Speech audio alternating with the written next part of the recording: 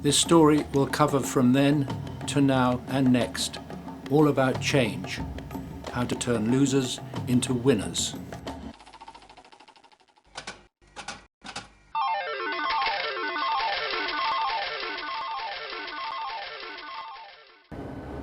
Flying on 3,000 miles to the north to a destination for many products in this globalized world. Miami, Florida, USA.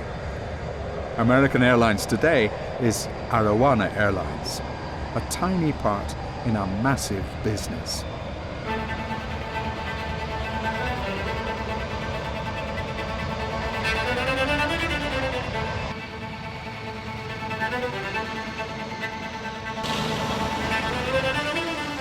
Aquarium fish are the most popular pets in the world.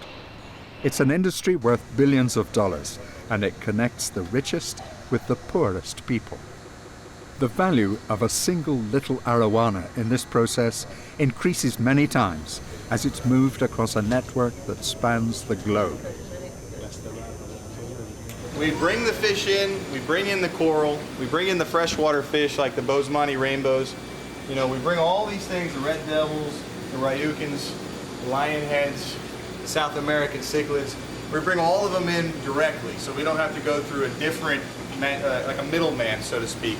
We make sure that they're all healthy and happy. We build you an aquarium, we take the aquarium to your home, we put it in, and then we maintain it and service it that way.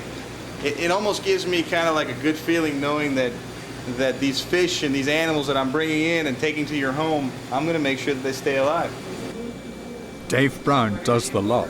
Arowana, lionfish with dolphin effect. Is an angelfish enhanced by an aerating scallop feature? He's versatile, knowledgeable. The cleaner shrimp, what he's trying to do right now is look for parasites on my skin and clean them up. They do that in the wild. We keep them in here to basically just clean the fish up, make sure that all of our livestock's healthy and good. Obviously there's some mortality, like a very sick goldfish, due to be recycled by an old friend of Dave's, a moray eel.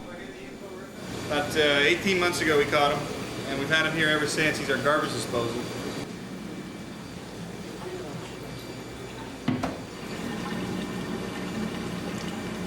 The arowana, I have to say, is it's one of those fish that I've had kind of a love affair with since I was about 15 years old. It's one of those fish that there's nothing else on the planet like it, just because of its size and like its big, huge mouth and what it does, jumping out of the water, catching things. You know, it's amazing to watch it in action. But realistically, it's also a very sad fate that it's faced in this business.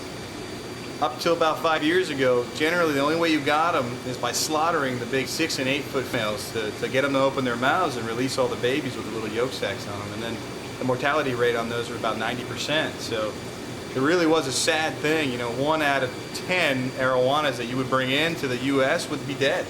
And the rest of them ended up after 3 to 4 years. I mean, I had one where I was actually coming home with my wife one night, and we had a 6-foot tank. It was our headboard, and the 6-foot tank had a 32-inch silver arowana, and I'm trying to remember his name right now because it's just a funny story.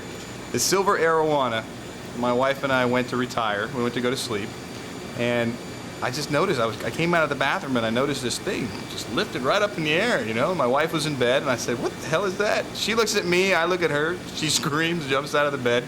And it's the arowana sitting in dry as a bone on our bed. He had jumped out. And, you know, I had put a screen top on it. This thing had so much power, it lifted up this 20-pound screen top when it jumped and ended up on my bed. And on my bed, my wife she says, "You know what? We're not sleeping there anymore."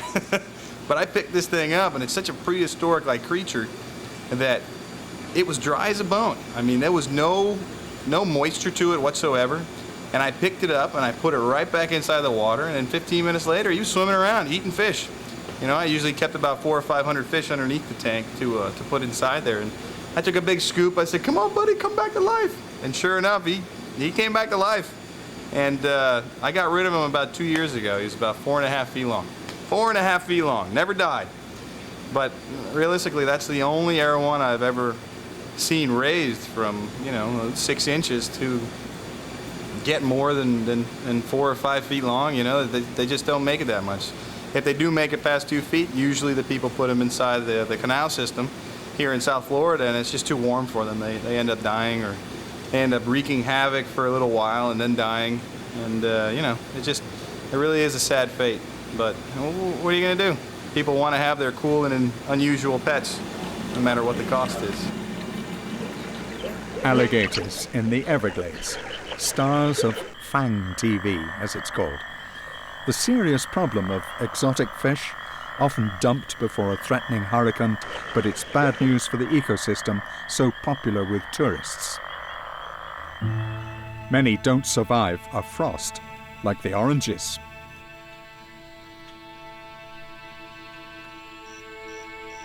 A sad end to a noble creature.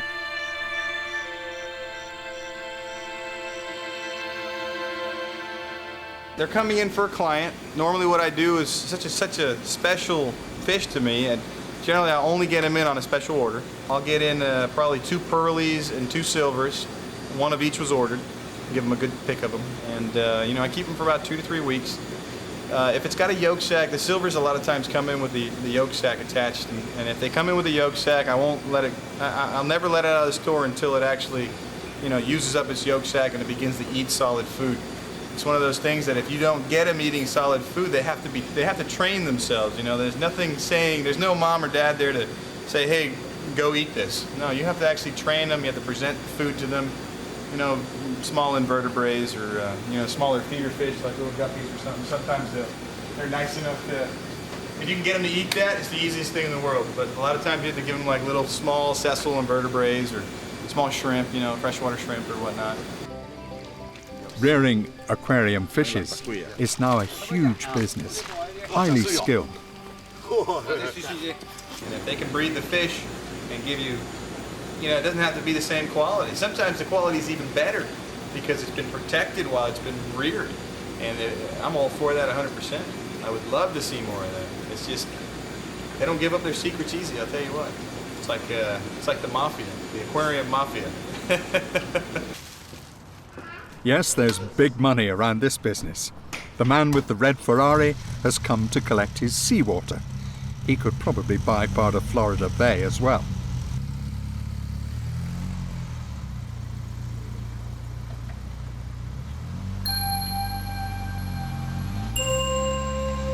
This is not just an ordinary supermarket. It's Big L's Supercenter. At top of the list is a fair-sized Arowana, in fact brought in with damage to its mouth.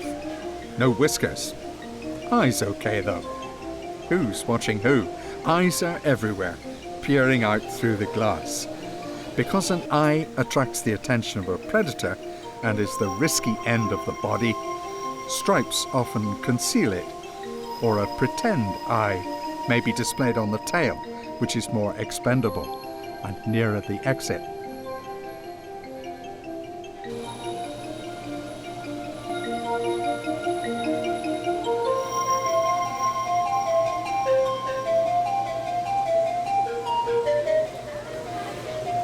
Some are so well camouflaged they hardly seem to have an eye.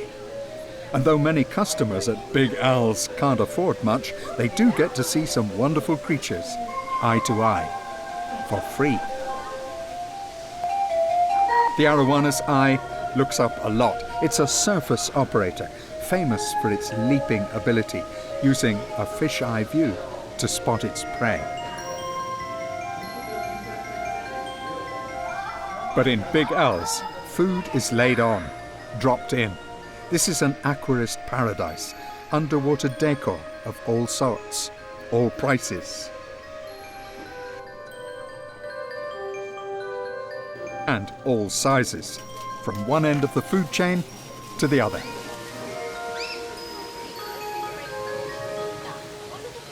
It's behind you. Our attitude to these animals varies with the species, predictable but flexible. After the notorious Jaws movies, sharks suffered worldwide, and now efforts are being made to put the record straight, as it has with gorillas and tigers, despite Fang TV. Cute Nemo the clownfish was a hit in the cinema, and sales of the real thing took off. Lots of people wanted one of those and needed all the kit to go with it. Our enthusiasm for special variations of pet, be it fish, bird or dog, has produced many curiosities, some hardly viable. We love moving water, especially with koi in it, a very valuable kind of carp. This insight into another world, often from a remote and exciting sounding place, can brighten the lives of many people with their glorious colours. CITES tries to regulate the demand from this enthusiastic mix of shoppers. That should be the one with the most points on it, if I'm not mistaken. Up close and personal is how this young Arowana could help the cause of fishes and their home. Bears, pandas and whales may be more cuddly or exciting. Cold-blooded fish need all the help they can get for their community and their watery world. We all share the crucial blue planet's supply of water, and with each generation we use and misuse more and more of it. So the Arowana can become a valuable, what they call flagship species for fresh water. We may reduce our carbon footprint in travelling to Miami and its zoo, but now our water footprint is being talked about. Yet another environmental worry on the agenda, at least to be talked about. It takes some 2,000 litres of water to get 1 pint of milk out of a cow and into your fridge. A kilogram of cheddar cheese swallows up 5,000 litres, 1,000 litres for a kilo of wheat, 500 for a kilo of potatoes. Statistics for the connection with food, now under global pressure. Each year, the world consumes 180 billion litres of bottled water. 2 billion of those in the UK, where a litre costs about £1, roughly the same as petrol. Food for thought for the future at this part of the zoo. Now, on to a newer part. The Amazon is a global player in the world's water supply.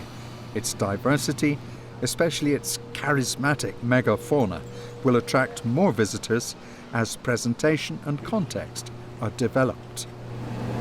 And as we exit station number 4 on side A is the future site of the new Amazon and Beyond exhibit. And this new and exciting exhibit will house jaguars, anacondas, giant river otters, harpy eagles, and multiple species of birds, reptiles, and amphibians. And arowanas. Hopefully, endangered species will breed in this ambitious Amazon project, a role increasingly expected from modern zoos. Taking from the wild should be sustainable. That applies to our arowanas, indeed to any species supplied to the pet trade. The pearlies from Singapore usually come in very healthy. I tell you, the people in Singapore have mastered the art of breeding fish. They're amazing. They can breed it to our water quality. If you're in Chicago, they can match the water quality in Chicago. You know, and that way when we get the fish in, it's almost a 50-50. Instead of 90-10, it's 50-50. I think if you're going to use anything for commercial purposes, and if you're going to use anything like a fish for an aquarium, something that's not really needed for food, if you can breed them in captivity, it's the best. And really have made quite amazing leaps and bounds, considering there's really no government funding for it at all. It's fish farms doing it. It's independent fish farmers. Singapore is a city very full of people, a busy hub for Southeast Asia and the Far East, where space is a priority. It thrives on trade and tourism, and that means lots of shops selling all sorts of stuff, including the local attraction, the Arowana, depicted here in a gold effect. At the other end of Singapore Island, there's much money to be made with another kind of crowd. It's a very big, fishy business.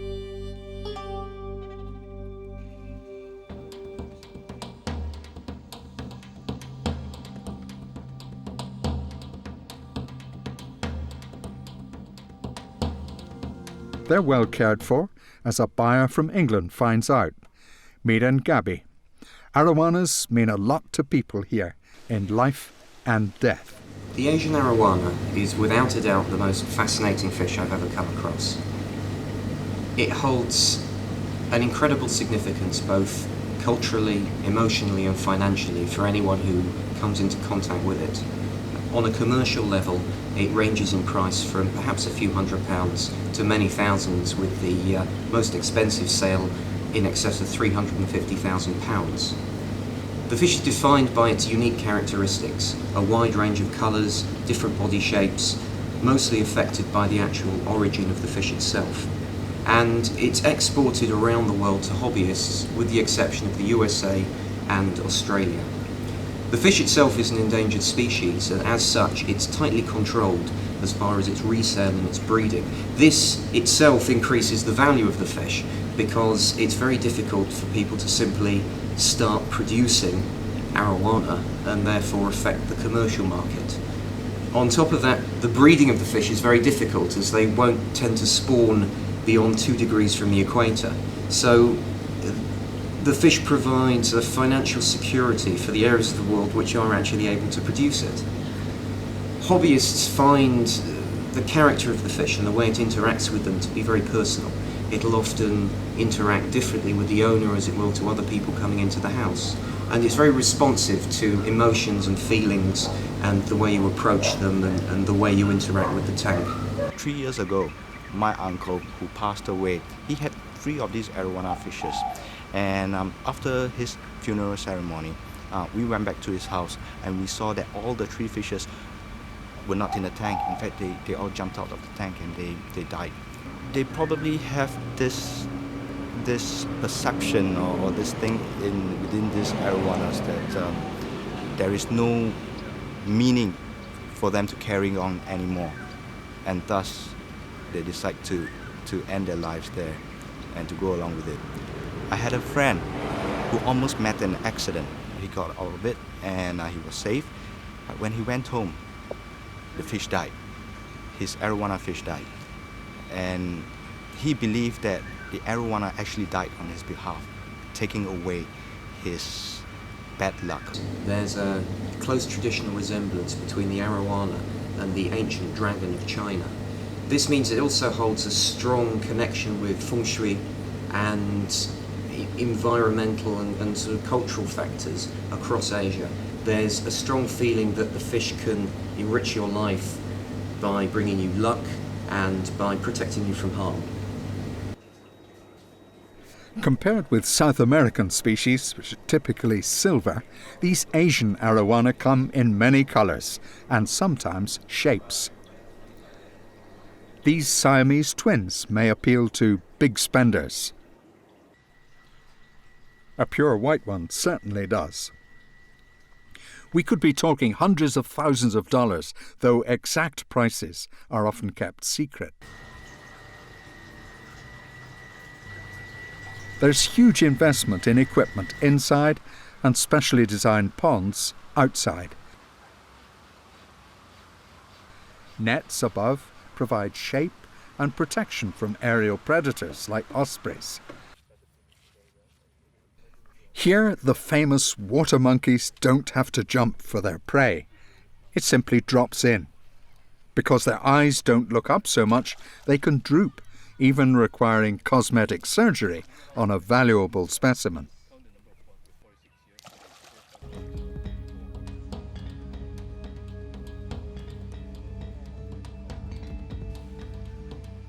Then comes the big day, the so-called harvest. Being Singapore, it is super organized and super efficient.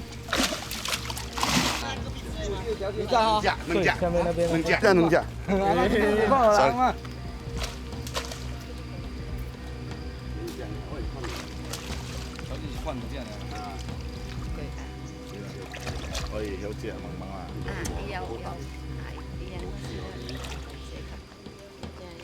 超係假嘅嘛？OK。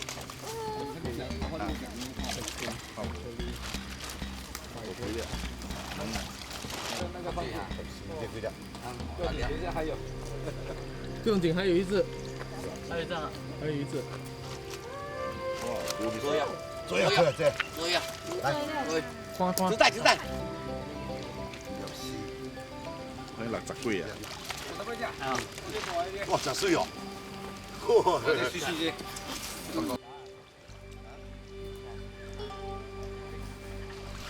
！Mr. Wee's approach is more personal. This is a man-to-man business because once the female had laid the eggs and he'd fertilized them, he picked them up in his mouth and reared them there. Mouth brooding is a useful word.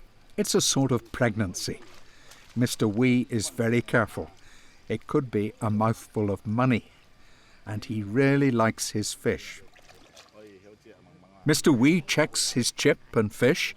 He checks under the father's chin. 可以有隻萌萌啊！OK。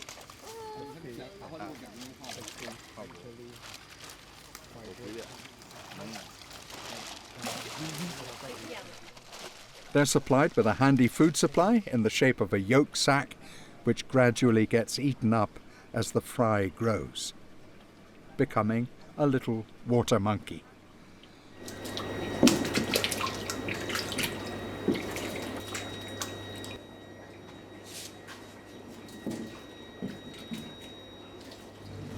The Asian arowana is an endangered species, and as such, the trading and any commercial aspects are very tightly controlled. It's impossible to wild catch the fish and sell them because all fish must be sold with CITES permits, and farms that engage in breeding must also be CITES registered.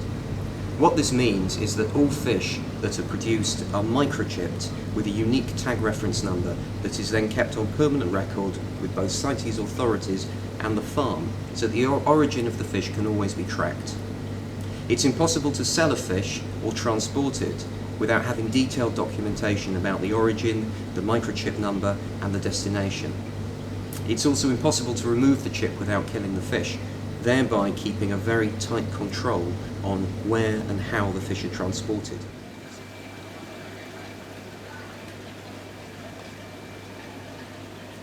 Medicine is added.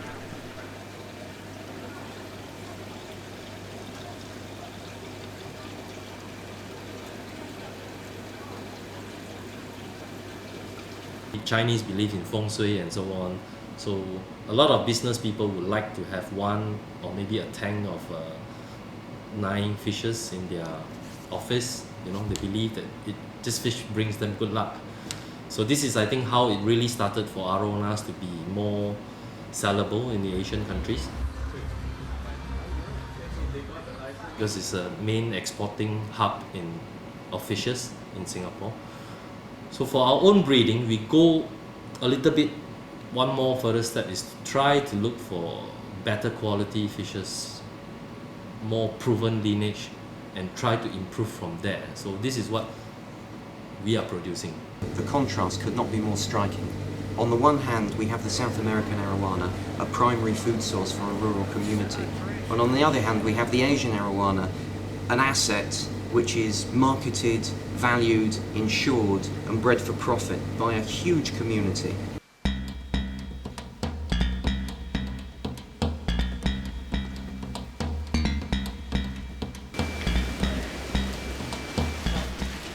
Single selected arowana are provided with their own flight capsule with oxygen.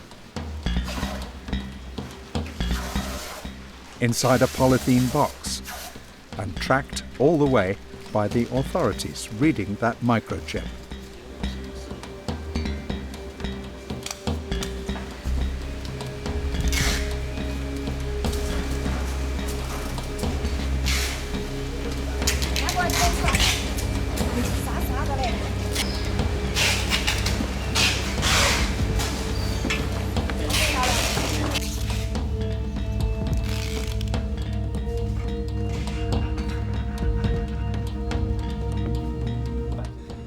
Mr. and Mrs. Wee check them out. And they're flown all over the world. My involvement with Arowana has been the commercial import of them into Europe and primarily the UK.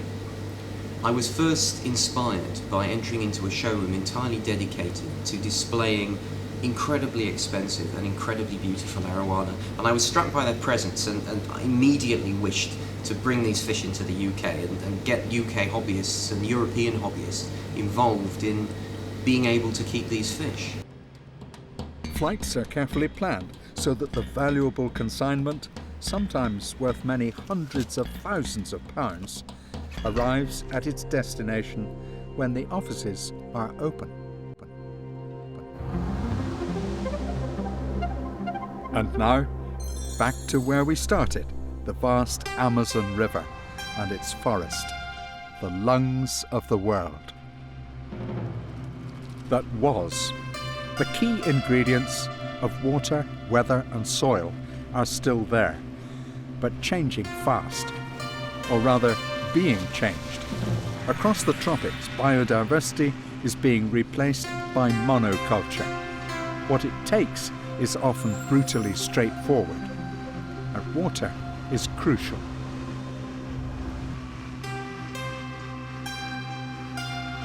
Oil, and lots of it, powers massive tools and produces fertilizers and pesticides.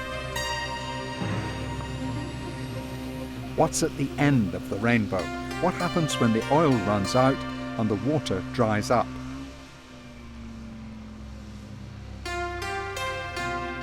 How is it that one species has come to dominate almost everything and everywhere on Earth? How is it that, despite his technology and engineering power, there is now a global food crisis which increases pressure to turn more of the natural world to agriculture, fisheries, and now biofuels as oil supplies diminish and money markets shake and people breed? Once this was a rainforest with probably millions of species, some still undiscovered, some potentially useful to man.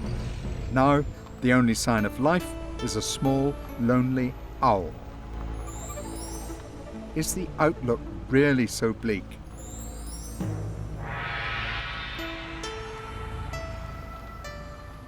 What lies at the heart of this problem of rainforest destruction is the ironic fact that in global markets, forests have no value. In fact, they're worth more dead than alive. As a result, huge industries like agribusiness and the timber industry can go into these forests and cut them down for land on which to grow crops, for instance, which are providing products such as beef and soy and palm oil, which we are all using in our Western markets. We are literally all eating the rainforest.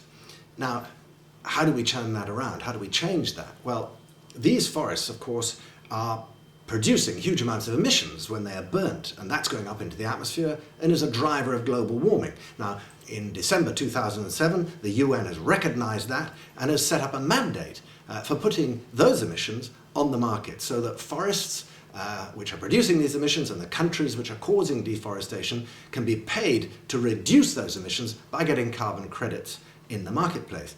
But it's not just about carbon.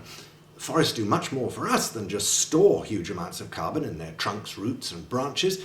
They generate vast amounts of rain, for instance. The Amazon alone produces 20 billion tons of rainfall every day up into the atmosphere.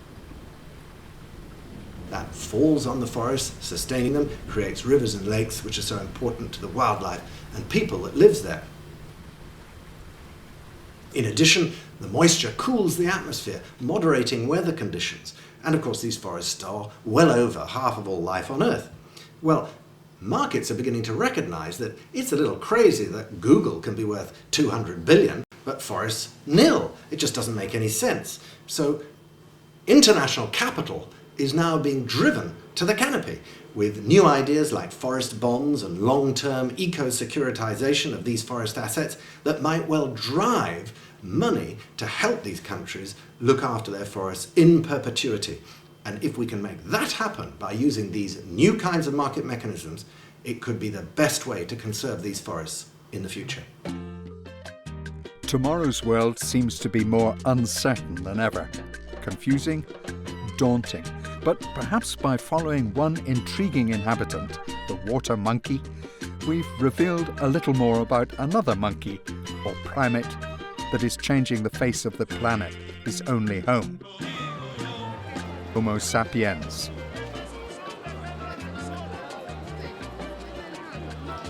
Sapiens means wise. But where there was one person, there are now thousands more, not only in the Amazon, home of the Arowana, Manaus, but almost everywhere else.